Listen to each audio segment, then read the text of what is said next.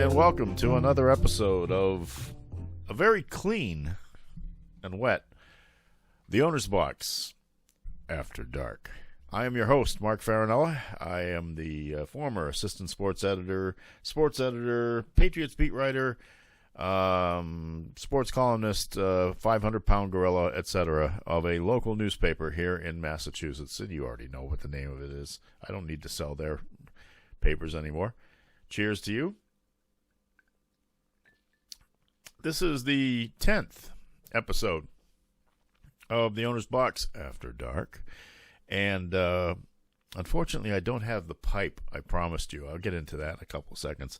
It's Monday, the 3rd of August, 2020, as I record this here from the palatial confines of Fulton Pond Studios in Mansfield, Massachusetts. And I'm going to do more of these, of course, as I told you. But I have some good news to report tonight, and we'll get to that in just a second, as soon as the hand sanitizer dries up. Hey, I actually found this stuff today. Can you believe this? This is the gold standard. This is the brand you want, Purell. Okay? I found it at a local supermarket. And I bought it up because my storehouse was getting a little bit low here. I had plenty of it coming into the pandemic, but we are 21 weeks or so into it, and I was starting to get a little low on it. So if we want to continue to avoid the coronavirus, as I'm trying my best to, believe me, I figured it was best if I pick up a little bit more of it today. So I have a couple of bottles now. That's all. That's the limit. You know, you can only get a couple. So, and I'm not getting the knockoff brands. I mentioned that at the end of the last episode of this. This is the 10th episode, by the way. A little small anniversary here. Watch out for those knockoff brands of hand sanitizer, which have popped up everywhere since the shortage. Some of them made in Mexico have who knows what in it. And there have been all sorts of warnings that have come out from the Food and Drug Administration. Go online. You can find those warnings anywhere. You'll find a whole ton of brands that are suspect. And I did buy some from China a while back, and I don't even think I want to use it because it just doesn't feel right. I've been using Purell ever since it came out. And, you know, they're not paying me anything for this endorsement, but it is the best. And I'm glad to see them back on the shelves again, or at least in a limited capacity. So anyway, I have some good news to report. Today, I took the first steps towards resuming production of the standard bearer of this enterprise, my audio podcast called The Owner's Box. I've made tentative dates, as it were, with a couple of potential guests. And, I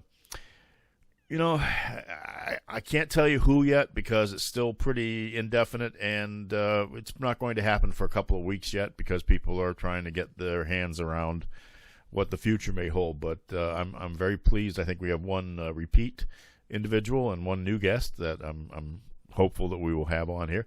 And we're going to do something new now. We're going to record two podcasts in one, I guess.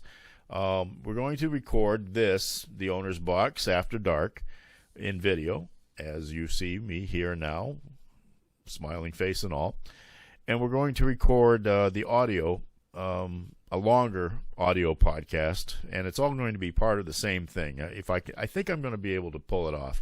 It's a little bit of a technical challenge for me. My past experience in video editing came about 15 years ago with the old Windows Movie Maker program, but I think I can handle it. What I'll do is I'll record audio and video at the same time, a separate audio track, and the separate audio track will be for the longer, about an hour-long podcast, which has a much wider distribution. It goes out over all of the popular podcasting platforms. Say that 5 times fast. And it gets a lot of hits, which I'm really proud of. I never expected any of this when I first started doing these things in October. But I'll use half of that video-wise for an episode of The Owner's Box After Dark. And that will also kind of promote the audio podcast.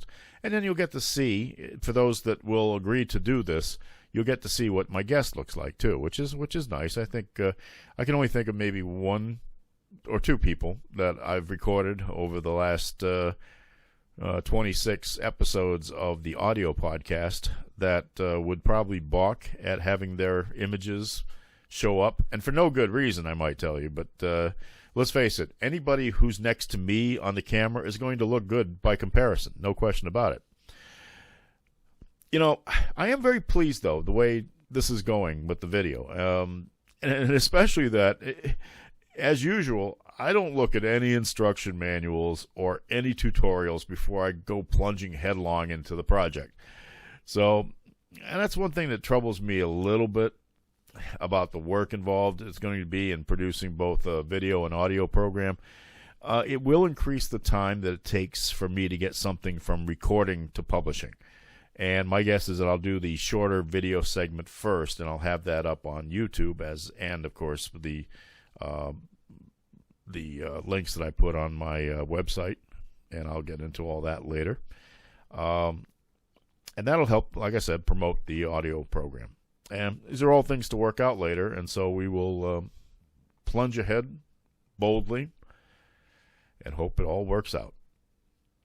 Okay, before I get into the events of the day, first, a correction.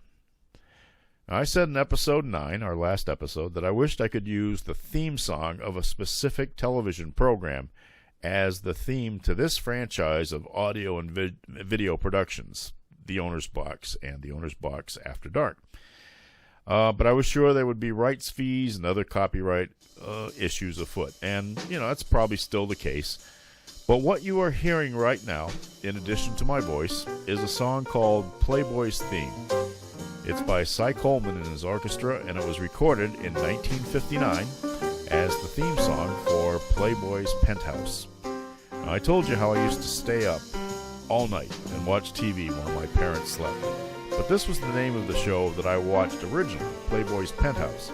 It ran for 44 episodes in syndication from October 24th, 1959 through 1961. It was filmed in the studio of the Chicago ABC affiliate, WBKB, which is now, I believe, WLS-TV. And it was an hour-long slice of a party at what was supposed to be at, like, Hugh Hefner's apartment. You know, and, of course, Hugh Hefner being the publisher, editor, and the driving force behind Playboy magazine and, of course, the entire Playboy empire. What little of it's left now, well, just a part of Americana now. You know, not knowing anything about Playboy magazine when I was 6 years old, and just being up basically to stick it to my parents, who were both asleep on the couches and chairs in the television room that we had set up here in the house. I got really transfixed by this show. It was not like the talk shows, not like the Tonight Show or something like that. It was different. It was like it was a smorgasbord of edgy comedians and hip jazz musicians, Hollywood stars, and of course plenty of Playboy playmates. Except, you know, they were dressed in stylish evening wear and not what they were dressed like in the magazine, or undressed like. Now, not that it would have mattered much to me if they were dressed as they were in the magazine, because let's face it, I was about 6-7 years old. I was a little bit too young to be impressed by a lot of naked boobs. Hefner returned to the concept in 1969 after the first Playboy's Penthouse went off the air. So it was about an 8-year gap there. And that show was called Playboy After Dark, hence the After Dark. See the part there that says After Dark? That was filmed at CBS Television City in Los Angeles. There were 52 episodes of it in 1969 and 1970. Now, Hef had a really impressive guest list, you know, and understandably so. I mean, he'd moved out to the Playboy Mansion in Hollywood, and, you know, he was a lot closer to the Hollywood entertainment scene, and certainly Playboy magazine had a much larger place in the world at that point, at the end of the decade, than it was at the beginning of the decade. But The times had really changed, though, and his idea of what a cool party was totally lost upon the Woodstock generation. Yes, though, I did steal the title of the video podcast from that show, and my next act of piracy will probably be to find a pipe like Hef's. Even though I probably won't smoke it, I'll just hold it, try to be cool. But I will respect the copyrights to Cy Coleman's theme, so what you just heard, that little sample, is the only part of it you'll ever hear on the Owner's Box After Dark. Okay, otherwise, there's not a lot of breaking news to start this week. There are some new worries here in the Commonwealth of Massachusetts that the coronavirus curve is starting to creep upward a little bit. And Governor Charlie Baker has responded with some very restrictive travel guidelines for people coming here from out of state. People arriving in Massachusetts from anywhere outside New England, except New Jersey, New York, and Hawaii, must fill out a travel form and then prove that they've had a negative COVID-19 test result, or else they have to quarantine themselves for 14 days. Failure to follow the rules could result in a fine of $500 a day. Now, whether the state can actually enforce this is another question, though, and it sounds good when you're trying to, get that curve back under control. But to be honest, with all the people that go through Logan Airport or into the bus terminals or train stations or whatever, I don't know if this is manageable. You just got to hope that people are doing what they're supposed to be doing and wearing these things. Remember this? Yep, I'm wearing them a lot. Also, we're still trying to find out we're still trying to find out what the future of high school sports will be in this state. I was beginning to think it was going to be smooth sailing, or at least in one altered form or another, given that other New England states have started to plan for their fall seasons with later starts to competition. But that rising COVID-19 curve could deep six that. We're in a wait-and-see mode, and, that's about all we can do. I think we were supposed to be hearing something this week, but no official indication of that yet. Now, I've actually perused the plans that several states have for resumption of sports, and in most cases it doesn't appear as if fans will be allowed to attend the games.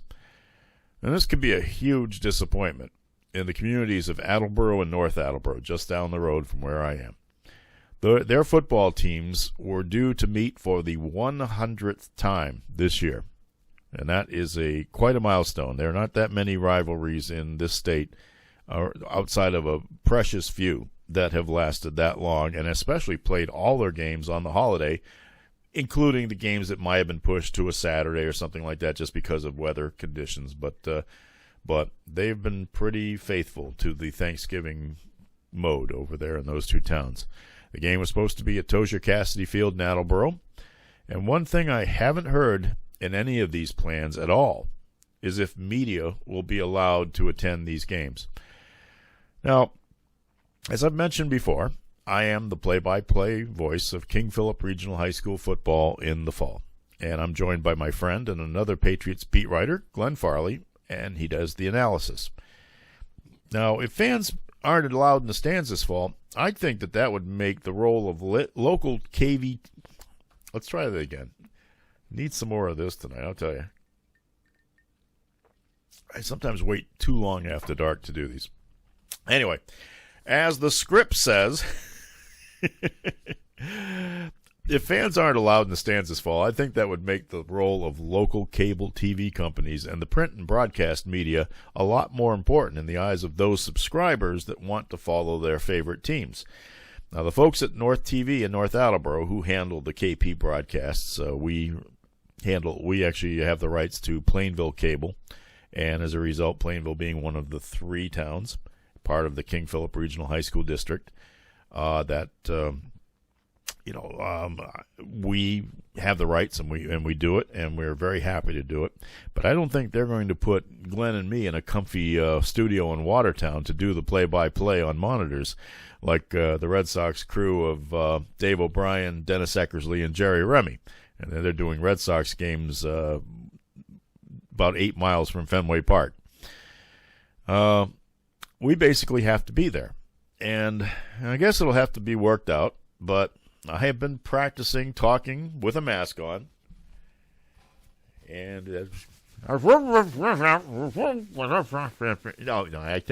I think you'll be able to understand me if I do a reasonable play-by-play call with one of these things on.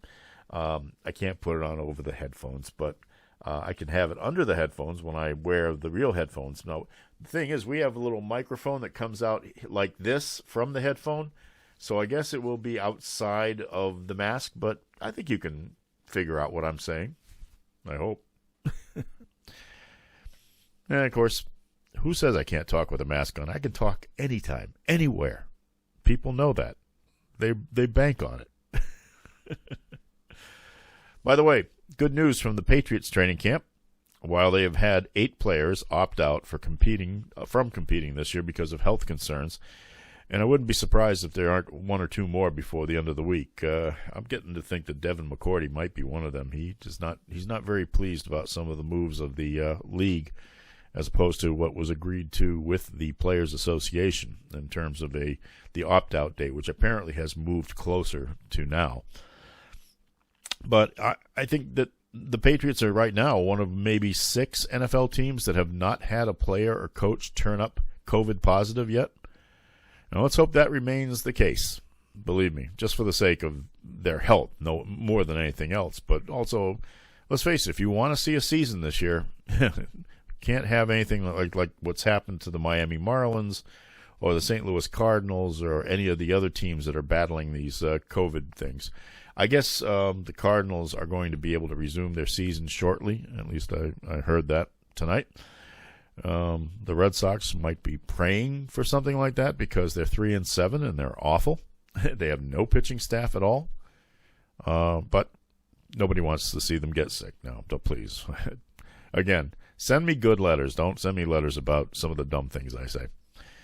And by the way, the plan at Gillette Stadium in Foxborough was still to allow 20% of fan capacity into the stadium if nothing awful happens between now and September. But even that bears watching, too. Earlier today, the Las Vegas Raiders announced that fans would not be allowed inside their beautiful new stadium for their inaugural season in Las Vegas. What a disappointment that must be for all parties concerned. Wow. By the way, I hate the fake crowd noise during these games on TV, don't you? Baseball, basketball, hockey, it's just so phony. I don't like it. I know some people are saying, oh, it's great, it gives you the atmosphere. There's no atmosphere. There's nobody in the stands. I think it should be realistically presented. They'd have to have it on a 9-second delay for some of the stuff that's said out there. No kidding. But maybe that's why they're having the crowd noise, the fake crowd noise, to drown that stuff out. But to be honest, I really think they have to, think about what they're presenting to the public. I mean, it's just, you want to talk about fake news. There you go. One other little tidbit in sports mascot news, I guess you might call. I guess North Quincy has become the latest school to try to change at least a mascot, if not a nickname. I forgot what North Quincy. They're the Raiders. That's right. They're the Red Raiders. And they've had a mascot all these years, which was a kind of a caricature that, I hate to say it, but it looked a little bit like Chief Wahoo, the old mascot of the Cleveland Indians, which rightfully infuriated a lot of Native American tribes. But as it turns out, it was turning a real person into a Native American caricature. And I'm not even sure if the individual, he's like 62 years old now, and you can see the side profile of this character had a kind of a big nose, and this guy's got the same nose, so obviously he's some beloved character in North Quincy sports. And I don't really know much about North Quincy. We hardly ever see them in any games around here. maybe a tournament game from time to time. I actually worked at the Patriot Ledger in Quincy for a couple of years, but it seems like I never covered Quincy High or North Quincy for any reason. I was always down in Duxbury or Cohasset, or actually a lot in the towns that I used to cover: Foxborough, Stoughton, Sharon, Canton, that area around there, which actually the Ledger, I don't think they're really in it anymore. But this poor guy, he was the inspiration for this mascot, and I forgot the name of it. I wish I could. It's not Yahoo, but it was Yagu or something like that, and his name is Yagusarian or something like that. So it was really a tribute to him as a guy who was like, we had a guy in Attleboro like that, a fellow by the name of Harold Barbarian. He was like the super fan of super fans. He had been an athlete in the 1930s or something like that, and never moved out of town. He was the biggest fan of the Blue Bombardiers for all of his life. Now, they didn't create a mascot for him, and they didn't name the team after him or anything like that, but when he passed, he was missed by the most loyal fans of Attleboro High School. So I guess this gentleman was something like that. So what they've tried to do, apparently, is they've turned the character, which was a Native American, it was kind of a caricature Indian, using that phrase to kind of get across the idea that it was, come on, in this day and age. So they have now put him in a Revolutionary War uniform, and they're calling him a patriot, using the same name and all that. But from what I understand, I don't think they're intending to change the nickname of the team to Patriots. Quincy is the President's, as I recall.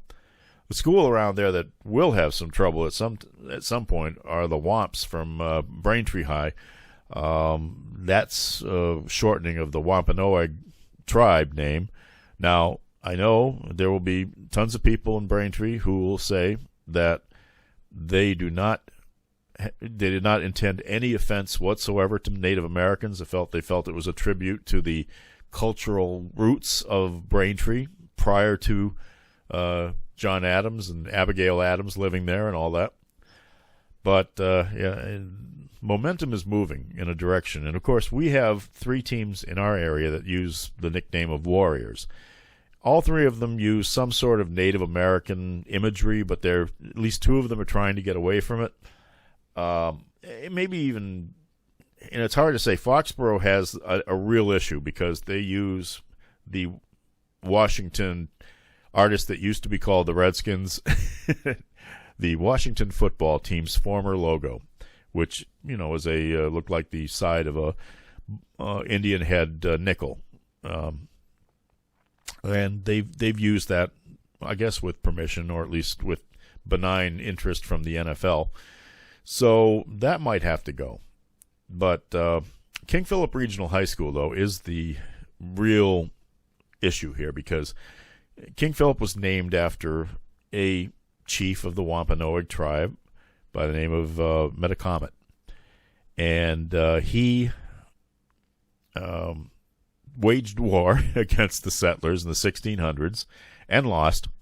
I guess for a while, though, they got along with the English settlers, but as these things tend to go, it breaks down, and that was that. But when in 1960, and I'm not sure of the reasons why, but it seemed like a pretty cool name at the time, I guess, was they chose King Philip's name, even though King Philip was not exactly, he didn't actually hang out around our area and this part of as far north as and west as Wrentham, where King Philip Regional High School is. He was more down farther on the South Shore. That was more of his stomping grounds. But it made for a good name. In 1960, when the 3 towns of Plainville, Norfolk, and Wrentham decided to put together a school district, they chose that name instead of something just meaningless. So that was fine. And then, of course, they called their athletic teams the Warriors. In the 1970s, oh my God, I just remembered this. In the 1970s, the girls' basketball team wore warm-ups that had squaws across the back. Yeah, like that would fly anymore, huh? Anyway, I think King Philip might be okay if there's an issue that comes up. I know that it's been brought up to the school committee, and they say, we have more pressing concerns to worry about right now than the team nickname. And in a way, they're right, but the way momentum is building right now, that may become an issue whether they want it or not. But yeah, they have to worry about how to reopen the schools in the age of COVID-19. So I think that is a more pressing concern. But with other schools changing their nicknames, and even like Walpole, nearby Walpole, which their nickname was the Rebels, and it did have some roots in the Confederacy. And I won't take the time to go through all that now, but maybe in a later podcast. But yeah, King Philip probably could get away with it for a while without changing the name of the school district if they just drop any of the Native American imagery. And other schools have done that in the past, and they could keep Warriors, just make it generic and benign. I mean, right now King Philip has like an arrowhead or a spear or something like that on their helmets that goes from across the helmet to the top. And they could very easily just put a stylized KP on the helmets and they'd be fine. So, again, an issue that will come up later, but won't be high priority right now. So I just rambled on for a lot of minutes, longer than I expected to. So it's time to head to the stables for the night. My knee's been killing me, by the way. First things first. The address for our blog will scroll across the bottom of the screen. It is www.theownersbox2020.com. And that's where you can find links to all of my audio podcasts. You can find links to all of these video podcasts and a lot of other interesting stuff. Please check it out. A lot of people have. I'm almost at 11,000 hits on that so far, most of them since February, which is really kind of cool. You can send me letters or notes or emails. Don't send me anything that has to come through a window. The email address for the burgeoning The Owner's Box empire is no, it's not www. It's across the screen is what it is. theownersbox2020 at gmail.com. Please feel free to send me an email or something like that if you like what you see or if you have any suggestions. I am getting some great information from some folks who want to keep me up on the high school changes, so that's going to be good to keep following that, and I thank them for that. And snail mail is good too. If you want to send me a handwritten letter, crayon, no powders or anything like that, please. The address is The Owner's Box, Post Office Box 272, Mansfield, Massachusetts, 02048. So, with all that in mind, I implore you to please take care of yourselves, to continue to try to flatten the curve by using hand sanitizer and something that will not cause the flesh to fall off your bones. That would be nice. Wash your hands frequently. Be careful about being in groups. Don't cough in someone's face. And please, most importantly, wear your mask. These things do a great job of cutting down the virus and keeping you safe and keeping other people safe. You may not know if you have the virus. You may not know. You may feel great. But if you cough or anything like that, at least you're not going to infect somebody around you. So please, do your best. Let's get this curve back down there. I want to do high school games. I want all you folks to be able to see them. I want the kids to play in them. I want the Patriots to play. I want everybody to have a happy fall and winter. And let's get back to normal if we can. And the best way of trying to at least help the cause, wear these. Okay? Thank you so much for listening and enjoying this one, I hope. And we'll be back soon with another one. Thank you so much, and good night, everybody.